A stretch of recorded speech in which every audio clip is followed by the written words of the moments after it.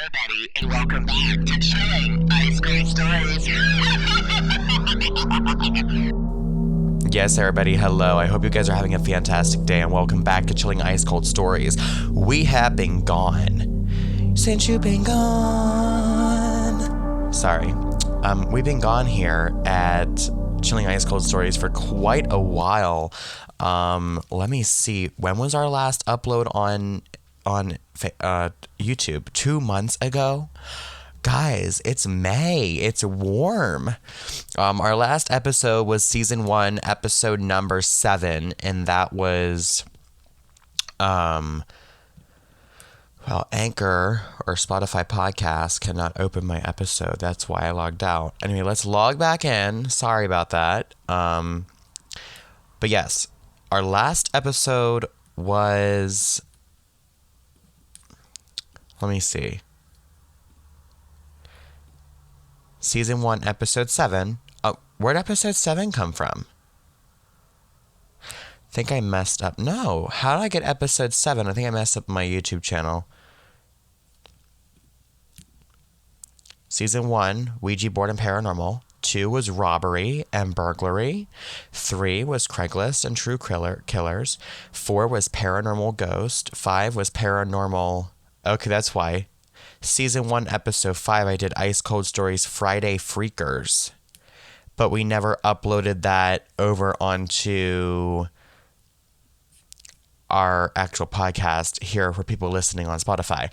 Anyway, if you've not yet followed us over on YouTube, please go check that out. And again, welcome back to Chilling Ice Cold Stories. I have lots of Chilling Ice Cold Stories for you guys today.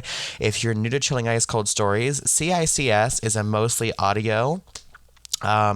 It's an all audio podcast, and on the YouTube channel, mostly audio, with real chilling stories, the most scariest of scary, eeriest of eerie, spookiest of spooky, and more bloody than bloody. These stories are frightening, different, so come on in and listen to some scary stories that may or may not cause insomnia. The categories of this podcast here is haunted, paranormal, dramatic, spooky, horror, scary.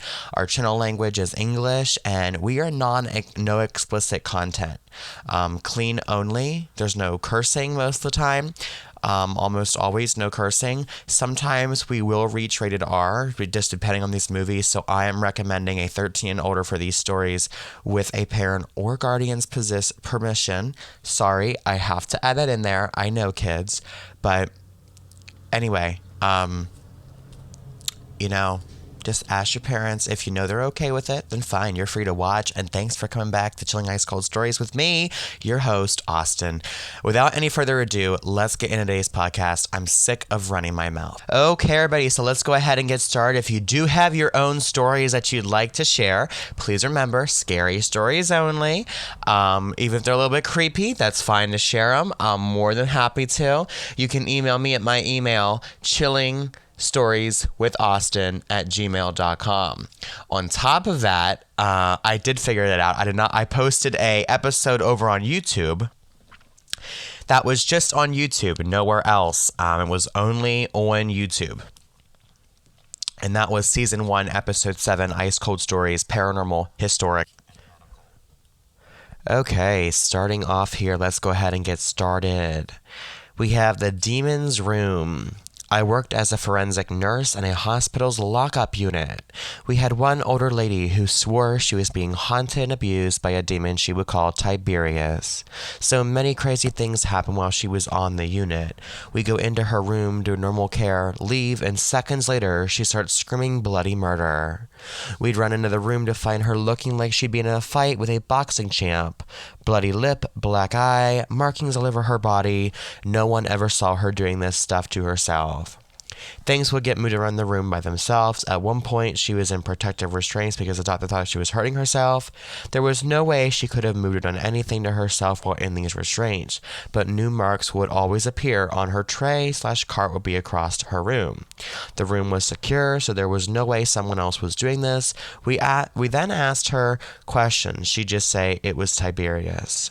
After she was discharged, we always had trouble with that room. If there was going to be a rapid response or code, it all happened in that room. One night, a guard reported lights blinking on and off. It was in that room. Oof. Ugh. It gives me chills. Here is this one, evicted by a ghost. Shortly after college, I got married. We immediately moved into a basement apartment because it's all that was available in our budget. This place had a poltergeist, and my wife was terrified. Whatever resided there with us made it clear it wanted to live alone. Dishes, glasses, and other items would fly off the shelf. My wife was hit several times. There was always an ominous feeling that we were being watched. At night, when we walked through the apartment in the dark, there would be an insanely bright flashes of light that would illuminate the entire room. One night, while we were going to bed, as soon as my wife and I walked into the bedroom, we heard a voice from nowhere say, "My name, move."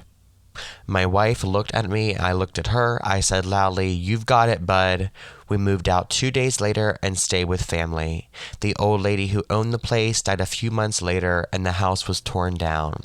It is still an empty lot to this day, nothing but grass and a tree.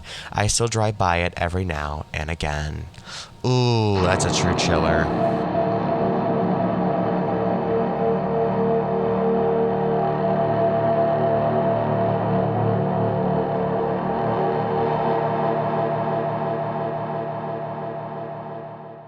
Yeah, that is definitely a big chill. Just imagine you're going to bed at night and you're like, "Hey, honey, good night, love you." And all of a sudden this dynamic voice just goes off.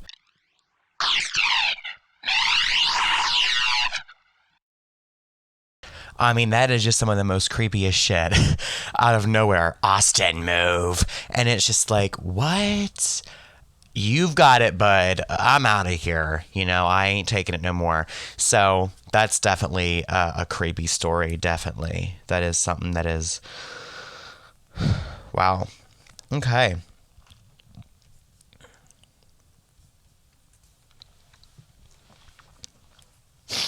I have one here, and it's called a Clockwork Orange style break-in. Not to me, but to my sister. Her husband and her had just had their first child a few months prior. My brother-in-law was working the graveyard shift at his job, and my sister stayed home taking care of my nephew. Around 2 a.m., she heard loud knocking on her back door. She went to go check it out and saw a lady banging on the door, asking for my sister to let her in. The lady told my sister that her husband had just beat her down the street and was looking for her. My sister was hesitant to let her in since she had a newborn there in the house and didn't want to interfere. She told the lady the best she could do was call the police for her. The lady told my sister not to call the police and to let her in. This when my sister got suspicious. She went to get her phone and call 911. When she went to the back door, the lady was gone. The police arrived a few minutes later, and they told my sister that the same situation happened a few streets down. Apparently, the couple would do this act to get into people's homes. I'm sure this is very common, but having it almost happen to my sister and my nephew just creeps me out. Some real Clockwork Orange type of shit. Wow. That is... Wow. Okay. Next up, she heard it through the wall. This haunted story comes from Reddit user GoatbustersBM. 4 years ago, I lived in a very large farmhouse that was converted into 2 apartments. The house was known as the old boys' home, as it was used to house boys with behavioral issues, but was closed due to allegations of molestation. Anyway, I was living with my boyfriend and 3-year-old daughter at the time. My boyfriend had a large fireplace that had been boarded up and painted over. I decided to push up my bed against it one day while I was rearranging things. It was like a headboard. That night, around 1 a.m., I had heard a small voice saying, "Mom, Mom, Mommy?" I had sat up in bed but didn't see anything, so I reached over to my boyfriend trying to grab my daughter and put her in our bed. I kept feeling around and I was still hearing the voice, but I couldn't feel her. My boyfriend woke up and turned the bedside lamp on, asking me, "What in the hell are you doing?" I explained that Amelia was trying to get in our bed and I was reaching for her. There was nobody there. My daughter was sound asleep in her room. Then the next night came around 1 a.m. Again, my dog had started to whimper out my door. So my boyfriend got up to take him outside. You know that feeling in a bed when someone lies down next to you where that bed pushes in, there's like a warmth in your back? I felt that. So I assumed my boyfriend. I came back to bed. I rolled over. My boyfriend was in the bed and I felt the effing bed release pressure. Whatever was laying next to me had gotten up in that second. I moved my bed the next day to the other side of the room, and I never had another incident in the 2 years I remained in that house. Oh my gosh. Ugh! That is so creepy. Oh my goodness. Yeah, no thank you. Well, guys, that is pretty much all that I have for you here today at Chilling Ice Cold Stories CICS. I hope you guys enjoyed today's episode, Season 1, Episode number 8, which was Ice Cold Stories, and this was all paranormal stuff that was here today. I hope you guys all enjoyed these paranormal stories today at CICS, and with that being said, I will see you guys in our next episode. Catch you later.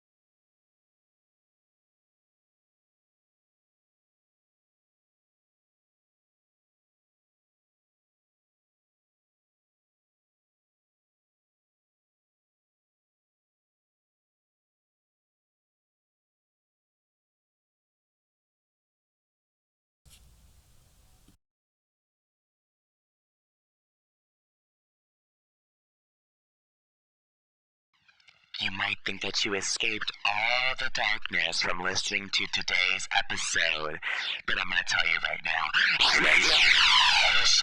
I'm in your house! You love me! Check your closet!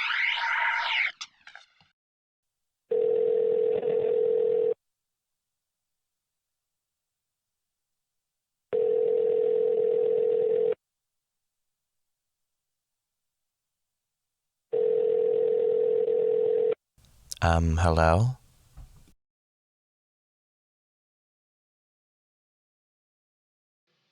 Hi.